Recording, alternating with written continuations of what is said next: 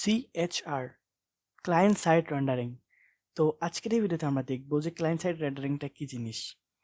So এখানে আমি basic একটা ইউআই বানাইছি, তেমন কিছু নেই, সিম্পল একটা ইমেজ গ্যালারি। তো আমি এটাকে ক্লায়েন্ট সাইড ফেসিং করছি।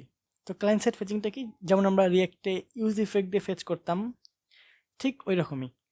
তো ক্লায়েন্ট সাইড রেন্ডারিংটা কাজ করে কিভাবে? এইখানে যেটা হয় সেটা হচ্ছে, প্রথমে জাভাস্ক্রিপ্টের যে বান্ডেল আছে না, সেটা হচ্ছে ব্রাউজারে যায়। ব্রাউজারে যাওয়ার পরে তারপর লোড করে। প্রথমে অ্যাপটা ব্রাউজারে লোড হয়, দেন তারপরে ফেচিং হয়। এর ফলে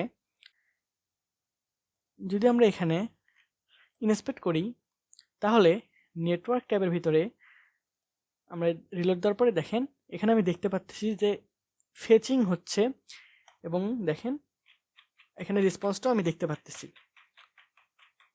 এখানে এটা হচ্ছে মূলত ক্লায়েন্ট সাইড রেন্ডারিং হচ্ছে, ক্লায়েন্টেই ফেস হচ্ছে, ফেস হওয়ার পরে তারপর ওটাকেই রেন্ডার করে দিচ্ছে।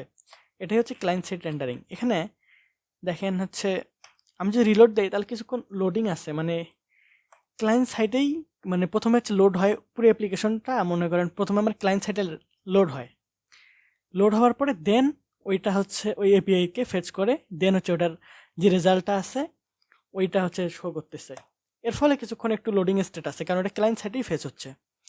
সো এটা হচ্ছে ক্লায়েন্ট সাইড রেন্ডারিং। আর হালকা করে দেখে নিই যে আসলে এই কোডটা কী করছি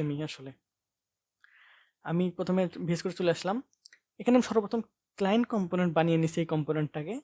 দেন আমি ইউজ ইফেক্টের মাধ্যমে ফেস করছি, করার পরে লোডিং স্টেট হ্যান্ডেল করছি, এবং হচ্ছে একটা স্টেটে আমি ভ্যালুগুলো রাখছি আর কি, মানে প্রোডাক্টগুলো রাখছি। দেন ওটাকে লুপ করে সুন্দর মতো দেখিয়ে দিছি, এবং যদি লোডিং হয় তাহলে লোডিং দেখাবে, আদারওয়াইজ লোডিং দেখাবে না। সো বেশি একটা কাজ করছি এখানে, আর কি তেমন কিছুই নেই। এটাই হচ্ছে মূলত ক্লায়েন্ট সাইড রেন্ডারিং।